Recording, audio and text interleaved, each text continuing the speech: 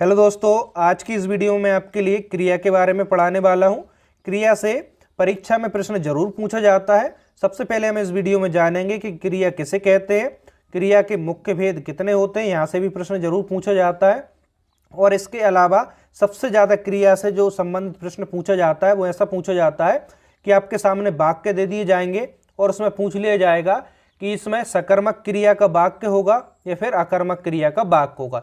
सबसे ज़्यादा सकर्मक क्रिया और अकर्मक क्रिया को लेकर प्रश्न पूछा जाता है और जनरली यहाँ पे हम गलती कर देते हैं।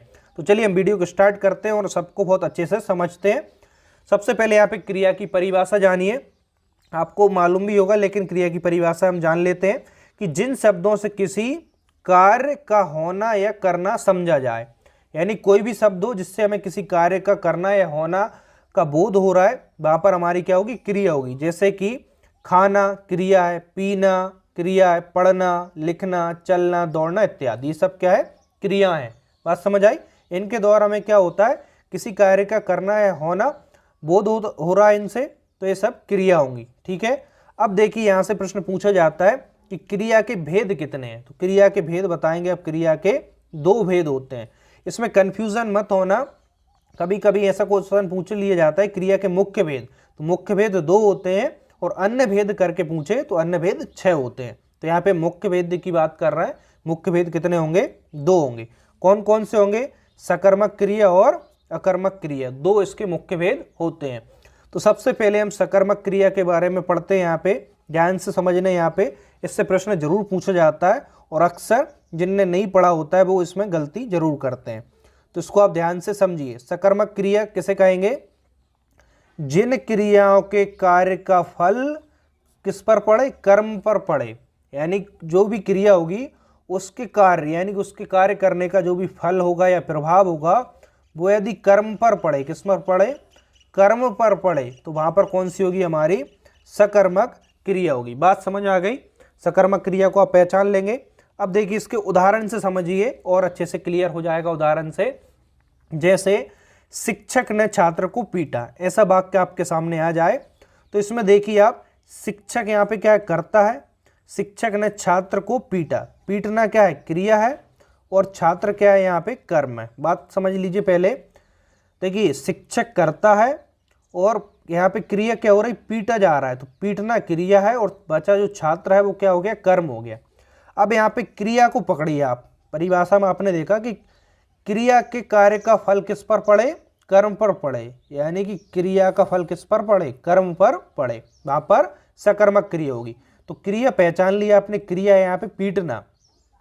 अब देखिए पीटने का प्रभाव या फल किस पर पड़ रहा है, आप देखें तो पीटने का प्रभाव या फल आप देखें तो देखिए शिक्षक ने छात्र को पीटा, तो शिक्षक ने पीटा है तो लेकिन प्रभाव किस पर पड़ा है, छात्र पर। तो पीटने का प्रभाव किस पर पड़ा, यानी पिटा कौन है, छात्र पिटा है। तो यहाँ पे प्रभाव या फल किस पर पड़ा, कर्म पर पड़ा। यदि क्रिया का जो फल है वो यदि कर्म पर पड़े, यहाँ पे छात्र कर्म है, तो उस वाक्य में आप सकर्मक क्रिया लगा देंगे। ठीक है। तो यहाँ पे समझ में आ गया ये वाक्य किसका होगा, सकर्मक क्रिया का। दूसरे से उदाहरण से और समझिए और क्लियर होगा। यहाँ पे देखिए, राम ने रावण को मारा। तो सबसे पहले इसमें क्रिया पहचानना है। तो मारा या मारना क्या है, यहाँ पे क्रिया है। मारा क्या है, क्रिया है। राम यहाँ पे करता है और बाकी जो रावण बचा वो यहाँ पे क्या है, कर्म है।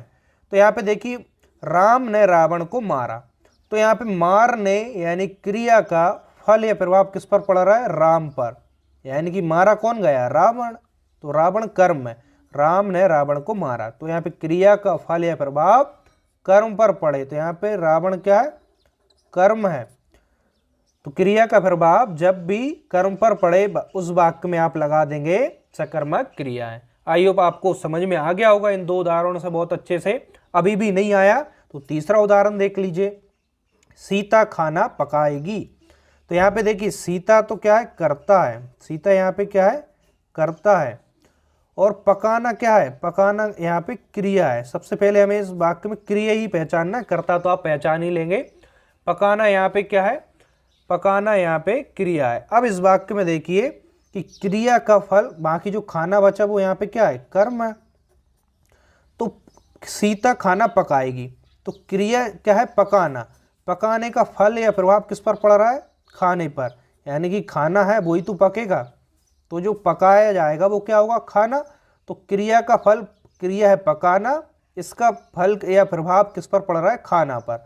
तो इस वाक्य में आप कौन सा लगाएंगे, सकर्मक क्रिया, क्योंकि सकर्मक क्रिया क्या होती है, मैंने अभी आपके लिए बताया कि क्रिया का फल कर्म पर पड़े, कर्म पर पड़ना चाहिए, इसको विशेष याद रखें, वहां पर आप सकर्मक क्रिया को टिक करेंगे। बात क्लियर है, समझ में आ गई होगी। चलिए दोस्तों, इसका चौथा उदाहरण और देख लीजिए। अब आपको 100% सकर्मक क्रिया इस उदाहरण से क्लियर हो जाएगी। पिंकू संतरा खाता है, तो पिंकू देखा आपने यहाँ पे करता है, जो क्रिया कर रहा है उसे कर्ता कहते हैं। यहाँ पे खाता है, जो खाना है वो क्या है, क्रिया है। बाकी बचा जो संतरा वो क्या है, कर्म है।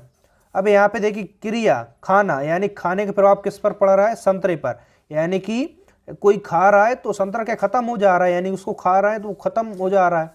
तो क्रिया खाना है, इसका प्रभाव किस पर पड़ रहा है, संतरा। पहले संतरा था, उसको खा लिया, तब संतरा चला गया, इसका प्रभाव किस पर पड़ा, कर्म पर पड़ा।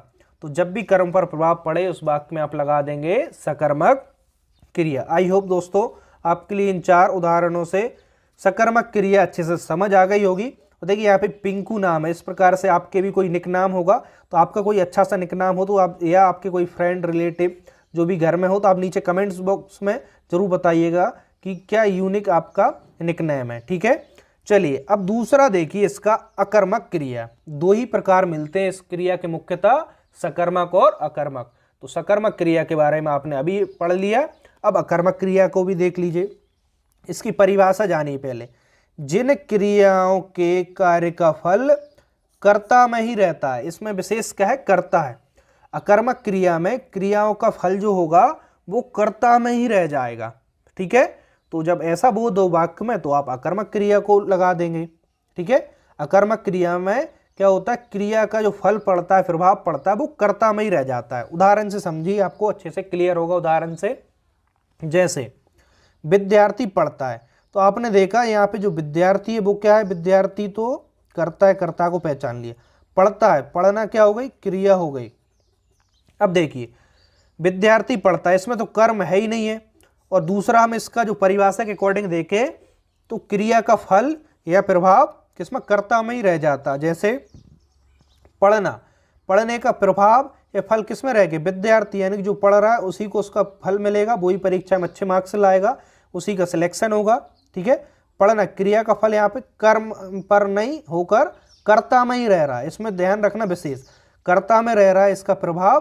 तो यहाँ पे कौन सा लगा देंगे आप, अकर्मक क्रिया का वाक्य होगा। पहचान लिया इसको आपने। दूसरा उदाहरण देखिए और समझ आएगा। राजेश दौड़ता है, तो राजेश करता है, दौड़ना क्या है, क्रिया है।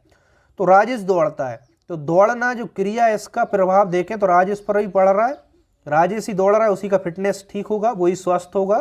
तो क्रिया का प्रभाव जब कर्ता पर पड़ जाए तो अकर्मक क्रिया होगा, है ना। तीसरा देखिए, पूजा हंसती है, हंसना यहाँ पे क्रिया है और हंसने का प्रभाव किस पर पड़ रहा है, पूजा पर। तो हंस कौन रही है, पूजा। तो हो सकता है हंसने से उसका और स्वास्थ्य ठीक हो जाता हो, ठीक है। क्रिया का प्रभाव जब कर्ता में ही रह जाए वहां पर आप अकर्मक क्रिया का वाक्य लगाएंगे। लास्ट उदाहरण देखिए, मेघनाथ चिल्लाता है, चिल्लाना क्रिया है, कौन चिल्ला रहा है, कर्ता। कर्ता कौन है यहाँ पे, मेघनाथ। तो क्रिया का फल जब कर्ता में ही रह जाता है वहां पर अकर्मक क्रिया होगी। दोस्तों उम्मीद करता हूं आप इस वीडियो से सकर्मक और अकर्मक क्रिया के बारे में बहुत अच्छे से सीख गए होंगे। तो दोस्तों आप प्लीज़ वीडियो को लाइक, शेयर और कमेंट्स करना बिल्कुल ना भूलें। चैनल पर नहीं हो तो चैनल को सब्सक्राइब कर दीजिए, और हम इसी तरह से आपके लिए और अच्छी अच्छी वीडियो इस चैनल पर लाते रहेंगे। तो मिलते हैं नेक्स्ट वीडियो में, आज के लिए इतना ही। Thank you.